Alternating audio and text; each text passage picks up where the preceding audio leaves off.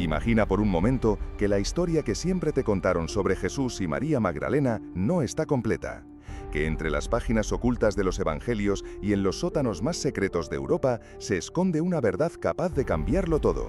Una verdad que desafía a la Iglesia, a la historia oficial y, quizás, incluso a tu propia fe. Hoy vamos a recorrer un camino que muy pocos se atreven a pisar, la posibilidad de que Jesús y María Magdalena hayan tenido descendencia, y que esos herederos sigan entre nosotros. Todo comienza en la Biblioteca Nacional de Francia.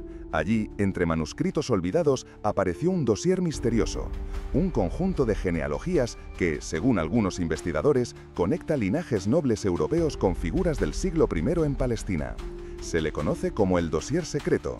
¿Casualidad? Difícil de creer. La pregunta inevitable es, ¿qué relación puede tener la nobleza francesa con los tiempos de Jesús? Aquí entra en juego un concepto medieval que seguro has escuchado, el Santo Grial. Solo que tal vez no era una copa, tal vez eran personas, hijos, sangre real, sangre real. Imagina lo que significaría aceptar que el cáliz sagrado no es un objeto, sino un linaje humano. Un linaje que se intentó proteger, ocultar y mantener en silencio durante casi 2000 milenios. Y aquí llega la primera sacudida. Muchos textos medievales no hablan de un grial inanimado, sino de los hijos del grial. ¿Y dónde encaja María Magdalena en todo esto? Durante siglos, la Iglesia insistió en presentarla como una prostituta arrepentida. Sin embargo, ni un solo evangelio canónico lo afirma. Fue el Papa Gregorio I quien, en el año 591, lanzó esa interpretación.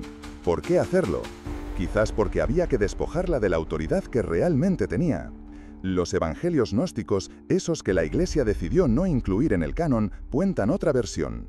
El Evangelio de Felipe, hallado en los manuscritos de Nag Hammadi en Egipto, la describe como la compañera de Jesús, aquella a quien él amaba más que a los demás discípulos. Incluso menciona que solía besarla. No parece un vínculo espiritual solamente. Si aceptamos que hubo matrimonio, como era costumbre en los rabinos judíos de la época, entonces también debemos aceptar la posibilidad de descendencia. Y aquí es donde el relato se pone aún más incómodo. Existen documentos que sugieren que, tras la crucifixión y la persecución en Jerusalén, un grupo cercano a Jesús huyó hacia Occidente. Se habla de María Magdalena llegando a las costas de Provenza, en el sur de Francia, junto con José de Arimatea, Lázaro y otros discípulos. Pero no venían solos. Manuscritos provenzales mencionan a niños sagrados, que serían la verdadera razón de ese viaje. Cada año en la localidad francesa de Saintes-Maries-de-la-Mer, miles de personas peregrinan para venerar a Sara la Negra.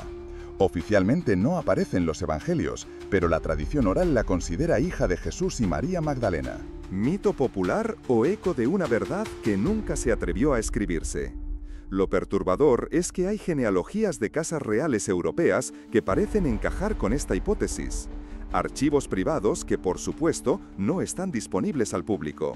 ¿Por qué ocultar un simple linaje si no tuviera nada explosivo detrás? No olvidemos que el poder de la Iglesia se construyó en torno a la figura de un Jesús célibe, divino, separado de todo lo terrenal. Reconocer que tuvo esposa e hijos sería aceptar que hubo un legado humano, tangible, con derecho a reclamar una autoridad que compite con la de Roma. Y si te preguntas qué pasó con esos descendientes, la historia oficial dirá que no hay pruebas concluyentes. Pero los relatos medievales, las leyendas gitanas, los registros nobiliarios y hasta algunas investigaciones genéticas modernas parecen apuntar en una dirección inquietante. La sangre de Jesús no desapareció, fue protegida. Algunos autores, como Lawrence Gardner o Michael Bagent, dedicaron su vida a rastrear estos linajes. Encontraron conexiones entre dinastías europeas y Oriente Medio del siglo I. No todos los historiadores están de acuerdo, claro, pero el simple hecho de que existan coincidencias ya enciende las alarmas. Aquí es donde debemos hacer una pausa y plantearnos algo. ¿Por qué tantas versiones distintas? ¿Por qué algunos documentos fueron ocultados durante siglos? ¿Por qué María Magdalena fue convertida en un símbolo de pecado y arrepentimiento, cuando quizá era la heredera espiritual y familiar de Jesús? La respuesta podría resumirse en una sola palabra: poder. El poder de controlar el relato, el poder de decidir qué se cree y qué se descarta, el poder de definir la imagen de lo divino. Porque si aceptamos que Jesús tuvo hijos, la figura del Hijo de Dios único se tambalea. y con ella la estructura entera de la Iglesia. Pero hay algo más que no podemos pasar por alto. Esta historia también nos habla de la mujer. Durante siglos, lo femenino fue silenciado, relegado a un segundo plano. María Magdalena, presentada como esposa y madre en estos textos, se convierte en el centro de la narrativa. El hecho de que haya sido reducida a prostituta arrepentida no es casualidad, es un reflejo de cómo se borró sistemáticamente la influencia femenina en la historia del cristianismo. Entonces, ¿existen descendientes de Jesús hoy en día? Nadie puede afirmarlo con absoluta certeza. Pero lo que sí sabemos es que leyendas, documentos y celebraciones populares siguen manteniendo viva esa posibilidad. Que hay familias nobles que custodian con celo sus archivos y que cada año en Provenza multitudes rinden homenaje a una figura considerada hija del Salvador.